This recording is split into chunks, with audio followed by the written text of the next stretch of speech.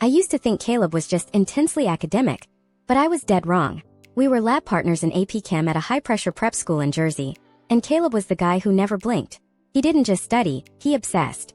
He'd sit in the back of the library filling notebooks with tiny, cramped handwriting that looked like a foreign language. I figured he was just aiming for the Ivy League until the night I left my hydro flask in the lab and had to sneak back in after hours. The lights were off, but I heard a rhythmic thumping coming from the supply closet. I peeked through the heavy steel door and saw Caleb standing in the center of the room, surrounded by dozens of glass beakers filled with a strange, glowing blue liquid. He wasn't doing homework. He was talking to the beakers. He was calling them by names of students who had disappeared or transferred suddenly over the last 3 years. "Almost time for graduation, Leo," he whispered to a bubbling flask. "You were always too loud anyway." I stepped back and my shoes squeaked on the linoleum.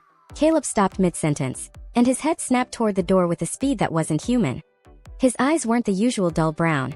They were reflecting that toxic blue glow like a cat in the dark. "You're late for the final, Ben," he said, his voice dropping into a terrifyingly calm register. I didn't wait. I sprinted for the exit and didn't stop until I hit the local precinct. The cops found the closet empty the next morning, but when I opened my locker for first period, a small vial of that blue liquid was sitting on my psych textbook with a sticky note that said, "Calculated your grade. You're a perfect match."